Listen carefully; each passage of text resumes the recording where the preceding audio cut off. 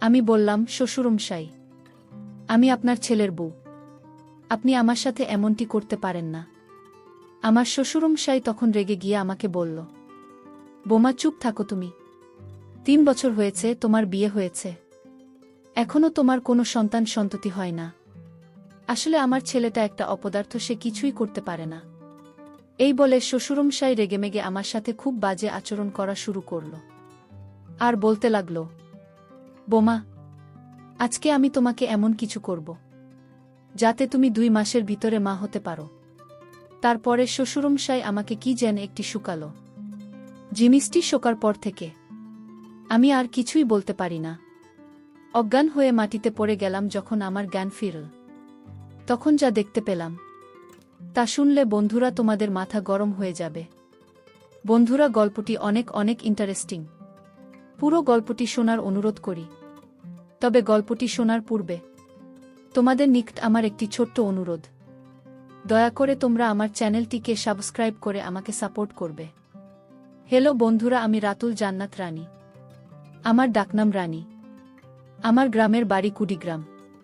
20 গ্রামের নিম্নবিত্ত পরিবারের একটি মেয়ে আমি। বর্তমানে আমার বয়স 25। আমার যখন বয়স 16, তখন একটা মধ্যবর্তী পরিবারে আমার বিয়ে হয়। আমার স্বামীর সংসারে আমাকে সহ মাত্র 3 জন সদস্য। আমি, আমার স্বামী রাফি এবং আমার শ্বশুরমশাই। আমরা বাস করতাম কুড়িগ্রামে। আমার স্বামী ঢাকায় একটি কোম্পানিতে চাকরি করতাম। আর এদিকে আমার শাশুড়ি মারা গেছে গত 3 বছর হয়েছে। কিন্তু আমার শাশুড়ি মারা যাওয়ার পর আমার শ্বশুর আর কোনো বিয়ে শাদী করে নাই। যদিও তাকে দেখে এখনো হাত পা কাটা যুবকের মতো মনে হয়। আমার শ্বশুর বাড়িতে থাকত, আর আমার স্বামীর চাকরির সুবাদে ঢাকায় থাকত। আমার স্বামী মূলত তো আমাকে বিয়ে করছেই জন্যই, কারণ আমার শ্বশুর বাড়িতে একা একা থাকত। খাবার দাবারের সমস্যা হতো। আমার শ্বশুরের দেখাশোনার জন্যই মূলত আমার স্বামী আমাকে বিয়ে করেছে। আমার স্বামী বিয়ের 1 সপ্তাহ পরে ঢাকায় চলে যায় চাকরিস্থলে। বাড়িতে শুধু আমি আর আমার শ্বশুর। আমার স্বামী ঢাকা যাওয়ার পর থেকেই আমার শ্বশুরমশাই আমার প্রতি যেন কেমন করে তাকিয়ে থাকে। আর তাতে আমি কিছু মনে করতাম না, কারণ আমি ভাবতাম, শ্বশুর মানেই তো আমার বাবা, সে তো আমার বাবা তুল। বিয়ের 1 মাস পর আমার স্বামী ঢাকা থেকে বাড়িতে আসলো। আমার স্বামী আমার জন্য অনেক কিছু নিয়ে আসো ঢাকা থেকে। আমার স্বামীর এসব কিছু দেখে আমার সত্যিই খুব আনন্দ হয়েছিল। সেদিন রাতে আমার স্বামীর সাথে অনেক মজা হয়েছিল। আমার স্বামী আমাকে অনেক মজা দিয়েছিল। আমার স্বামী দেখতে অনেক সুন্দর, অনেক হ্যান্ডসাম ছিল। আমার স্বামীর উচ্চতা প্রায় 6 ফুটের কাছাকাছি ছিল। অনেক শক্তিশালী ছিল, সুদর্শন পুরুষ ছিল। এভাবেই চলতে লাগল আমাদের দিন। চাকরির সুবাদে আমার স্বামী ঢাকায় থাকত। 1 মাস পর পর বাড়িতে আসত। এসে আমাকে মজা দিয়ে আবার চলে যেতাম। এভাবে চলতে চলতে প্রায় আমার বিয়ের 3 বছর হয়ে গেল। আমাদের দিন খুব ভালোই চলছিল। কিন্তু বিয়ের 3 বছর হওয়ার পরেও আমাদের কোনো সন্তান সন্ততি হচ্ছিল না, আর আমরা কোনো ব্যবস্থা নিচ্ছিলাম না। এমতাবস্থায় আমি এবং আমার স্বামী খুব টেনশনে পড়ে গেলাম।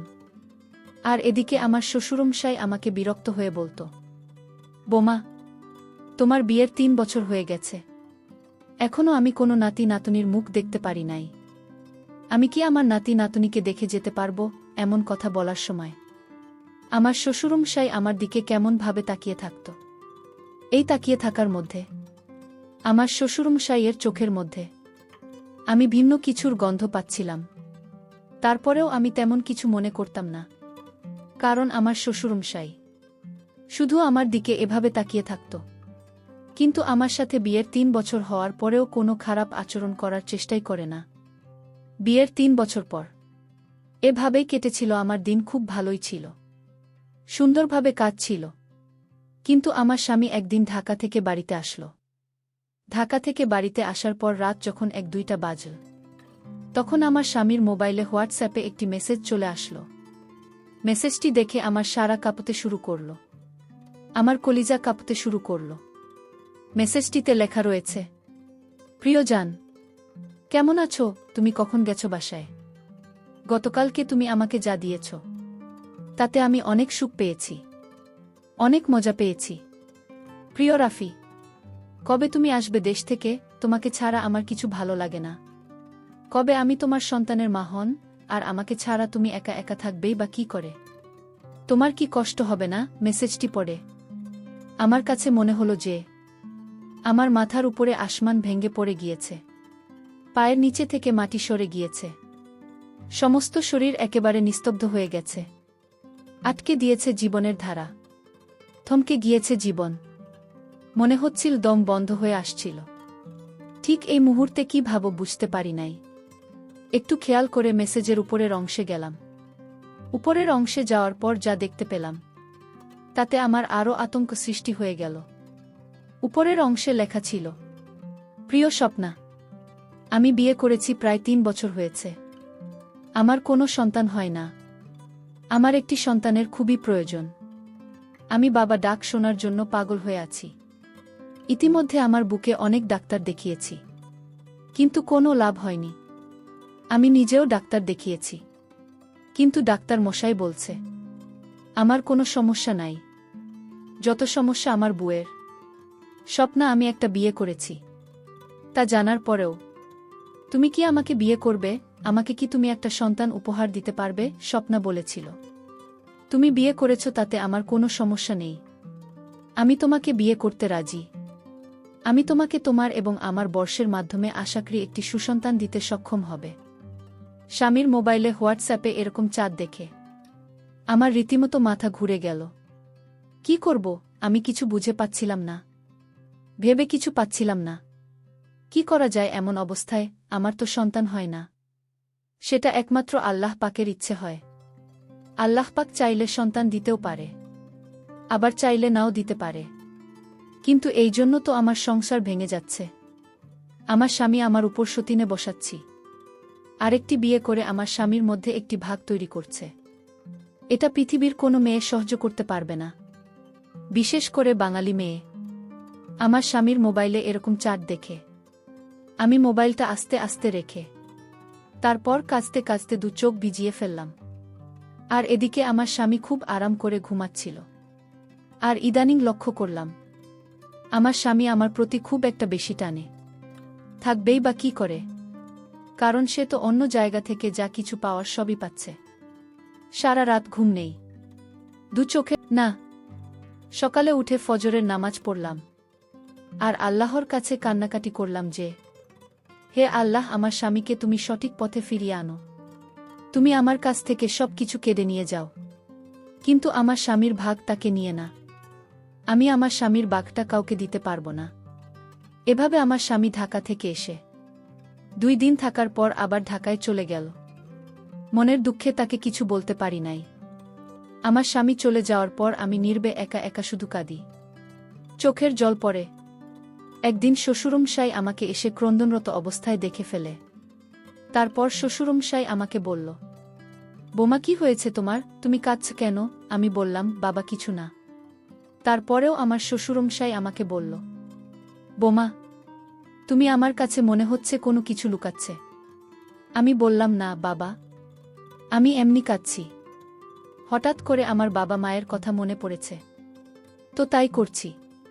তারপর আমার শ্বশুর আমাকে ধরে সান্ত্বনা দেওয়ার চেষ্টা করছে, কিন্তু আমার শ্বশুরমশাই যখন আমাকে ধরে সান্ত্বনা দেওয়ার চেষ্টা করছে তখন বিভিন্নভাবে আমার প্রতি বাজে ইঙ্গিত করছে, যা আমার কাছে খুব খারাপ লাগছে। কিন্তু তারপরেও সে তো আমাকে এই মুহূর্তে সান্ত্বনা দিচ্ছে, যে কারণে শত বাজে ইঙ্গিত পাওয়ার পরেও আমার কাছে খুব ভালোই লাগছিল। এভাবে আমার শ্বশুরমশাই আমাকে অনেকক্ষণ ধরে রাখল আর মাথায় বুলিয়ে দিতে লাগল। তখন আমি কিছুটা দুর্বল হয়ে গেলাম। দুর্বল হয়ে তার ছেলের সমস্ত বিষয় শ্বশুরমশাইকে খুলে বললাম। শ্বশুর মশাই এসব কথা শুনে আমাকে বলল, বলো কি বোমা, তুমি এইসব বিষয় আমাকে আগে বলবে না? আমি বললাম, বাবা, আমি তো আপনার ছেলেকে কখনো অবিশ্বাস করতাম। আপনার ছেলেকে প্রচুর বিশ্বাস করতাম, কিন্তু আপনার ছেলে যে এরকম একটা কাজ করবে তা আমি কখনো কল্পনাও করতে পারি নাই। আমার শ্বশুরমশাই ছেলের এরকম কাণ্ডের কথা শুনে আমাকে সান্ত্বনা দেওয়ার চেষ্টা করল, কিন্তু এই সান্ত্বনা দেওয়ার ফাঁকে ফাঁকে আমার শ্বশুরমশাই আমার সাথে ভিন্ন রকম আচরণ করার চেষ্টা করল। আর বলব, মা, তুমি শান্ত হও, আজকে তোমার সন্তান হয় না বিদায়। সে একটি সন্তানের আশায় এরকম ধরনের সিদ্ধান্ত নিয়েছে। তুমি একটু ধৈর্য ধরো, তোমাকে আমি আগামীকালকে একটি কবিরাজের কাছে নিয়ে যাব। অনেক নামকরা কবিরাজ, তার চিকিৎসায় নাকি অনেকেই মা হতে পেরেছে। আমি বললাম, বাবা, যা করার এখন আপনি করবেন, কারণ আপনার ছেলেকে তো আমার ফেরানোর ক্ষমতা নাই। পরের দিন শ্বশুরমশাই আমাকে নিয়ে একটি কবিরাজের কাছে গেলেন। কবিরাজ আমাকে দেখে পরীক্ষা নিরীক্ষা করে বললেন, তুমি মা হতে পারবে যদি তুমি একটা কাজ করো। অবশ্যই কাজটি করা আমাদের সমাজের আইনের বিধানে নেই। আমি বললাম, কবিরাজ মশাই, কি কাজ একটু ক্লিয়ার করে বলুন। তারপর কবিরাজ মশাই আমাকে বলল, তোমাকে তোমার স্বামী ছাড়া অন্য যে কোনো একজন পুরুষের সাথে ঘনিষ্ঠ হয়ে দেখতে হবে, তাহলে আমরা নিশ্চিত হয়ে যাব যে তোমার সমস্যা না তোমার স্বামীর সমস্যা। আমি কবিরাজ মশাইকে বললাম, কবিরাজ মশাই, আমি তো পরীক্ষা করিয়েছি, ডাক্তার তো বলেছে আমার সমস্যা। কবিরাজ মশাই আমাকে বলল, মায়ের সন্তান দেওয়ার মালিক আল্লাহ, সুতরাং তোমাকে একটু ভিন্ন কিছু করে দেখতে হবে। একটু ভিন্ন কিছু করে দেখো। অন্য একজন পার্সন যদি তোমার সাথে একটু ঘনিষ্ঠ হওয়ার পর তুমি সন্তানের মা হতে পারো, তাহলে কি তুমি যেটা চাও না? কবিরাজ মশাইয়ের এরকম ধরনের কথা শুনে আমার প্রথমত খুব খারাপ লেগেছিল। তারপর দ্বিতীয়ত চিন্তা করলাম, আমার তো একটি সন্তান দরকার। একটি সন্তানের কারণে আমার সংসার ভেঙে যাচ্ছে, আমার সংসারে সুদিন আসছে। কিছুক্ষণের জন্য একবারে নীরব নিস্তব্ধ হয়ে গেলাম। তারপর কবিরাজ মশাইকে বললাম, কবিরাজ মশাই, আমার তো সে রকম কেউ নেই যে আমার সাথে স্বামীর মতো ঘনিষ্ঠ হতে পারবে। তারপর কবিরাজ মশাই বলল, তাহলে আমি যদি তোমাকে এরকম ধরনের একজন লোক বের করে দেই, তাহলে কি তুমি তার সাথে ঘনিষ্ঠ হবে? আমি বললাম, জি কবিরাজ মশাই, আমি ঘনিষ্ঠ হব। তারপর কবিরাজ মশাই আমাকে এমন একজন লোককে দেখিয়ে দিল, যা দেখে সত্যিকার অর্থে আমার মাথা ঘুরে গেল। অর্থাৎ কবিরাজ মশাই আমার শ্বশুরমশাইয়ের দিকে ইশারা করে বলতেছে, শোনো রানী, এই যে তোমার পাশে বসা তোমার শ্বশুরমশাই, তোমাকে সন্তান দেওয়ার জন্য সেই যথেষ্ট। তুমি হয়তো তোমার শ্বশুরমশাইকে খুব ভালো করে চেনো না। তোমার শ্বশুরমশাই আমার ভালো একজন বন্ধু। তারপর কবিরাজ মশাই আমাকে বলল, আচ্ছা রানী, আমার একটা প্রশ্নের জবাব দাও তো। আমি বললাম, কি কবিরাজ মশাই? কবিরাজ মশাই আমাকে বলল, তোমার শাশুড়ি মারা গেছে কতদিন হয়েছে? আমি বললাম, 3 বছরের অধিক। তারপর কবিরাজ মশাই আমাকে বলল, একটা পুরুষ মানুষ তো 50 বছরের বুড়ো হয়ে যায়নি। একটা 50 বছরের ঊর্ধ্বে লোক 3 বছর হয়েছে, তার স্ত্রী মারা গেছে, সে কিভাবে একা একা থাকে? আমাকে প্রশ্নের জবাবটা দিতে পারবে? আমি বললাম, না কবিরাজ মশাই। তাহলে শোনো রানী, তোমাকে আজকে একটা গোপন কথা বলি। তোমার শ্বশুরমশাই আমার বন্ধু মানুষ, তাই আমার এখানে নিয়মিত আসা যাওয়া করত। এবং যদি কোনো মহিলার সন্তান না হতো, তাহলে সেক্ষেত্রে আমি তোমার শ্বশুরমশাইকে কাজে লাগাতাম। তুমি আর একটি বিষয় জানলে অবাক হবে যে এ পর্যন্ত 25টি মহিলাকে তোমার শ্বশুর দ্বারা সুফল পেয়েছে। তুমি তো তার ছেলের বউ, তোমাকে তো আর তোমার শ্বশুরমশাই সব কিছু বলতে পারে না। এখন তুমি যদি রাজি থাকো, তাহলে তোমার সাথে তোমার শ্বশুরমশাই ঘনিষ্ঠ হবে, আর এতে আশা করা যায় তুমি সুফল পাবে। কবিরাজ মশাইয়ের কাছ থেকে এরকম ধরনের কথা শুনে প্রথমত আমি কিছুটা অবাক হয়ে যাই, তারপর অবশেষে রাজি হয়ে যায়। তারপর কবিরাজ মশাই আমাকে বলল, ঠিক আছে, তাহলে এবার তুমি বাড়ি চলে যাও, শ্বশুরমশাইকে খুশি করো, তাহলে দেখবে তোমার কাজ হয়ে যাবে। আর তোমার শ্বশুরমশাই একা যে পরীক্ষিত। তারপর কবিরাজ মশাইয়ের কাছ থেকে বাসায় চলে আসলাম। বাসায় চলে আসার পর আমার শ্বশুরমশাই আমার দিকে তাকিয়ে আমাকে ইঙ্গিত দিল, যেন আজকে আমি প্রস্তুত থাকি। অবশেষে নিরুপায় হয়ে একটি সন্তানের আশায় আমি সেই কাজটি করেছিলাম। আমার শ্বশুরমশাইয়ের সাথে যে কাজটি সাধারণত স্বামী স্ত্রী করে থাকে। আর এদিকে আমার শ্বশুর আমাকে পেয়ে খুব খুশি। আর তার ছেলেকে এমনভাবে টাইপ দিয়েছিল যাতে তার ছেলে দ্বিতীয়বার কোনো মেয়ের সাথে কথা বলার সাহস না পায়। আর যদি কথা বলে তাহলে পরিষ্কার জানিয়ে দিয়েছে যে তার সমস্ত সম্পত্তি থেকে বঞ্চিত করবে। সবকিছু আমার শ্বশুর আমাকে লিখে দিয়ে দেবে। এই সব কিছুর ভয় অবশেষে আমার স্বামী ওই মেয়ের সাথে সম্পর্ক বাদ দিয়ে দেয়। আমার শ্বশুরের সাথে সবকিছু করার পর 3 মাস পরে আমি বুঝতে পারলাম আমি সন্তান সম্ভাবনা। মনটা আমার আনন্দে নেচে উঠল। সন্তানের মা হওয়ার আনন্দে। সন্তানের মা হওয়া যে কত আনন্দ তা তোমরা যারা সন্তান হয়েছে মা হয়েছে তারাই বুঝবে। অবশেষে 10 মাস পর আমার কোল জুড়ে একটি পুত্র সন্তান এসেছে। সারা বাড়ি আলোকিত করে ফেলেছে। আমার পুত্র সন্তানের খবর পেয়ে আমার আত্মীয় স্বজন, স্বামী এবং শ্বশুর সহ সবাই খুশি। বন্ধুরা, এইভাবে আমি একটি দুটি নয় 5-5টি সন্তানের মা হয়েছিলাম। এখন আমি আমার স্বামী, সন্তান এবং শ্বশুরকে নিয়ে খুব ভালোই আছি, সুখে আছি।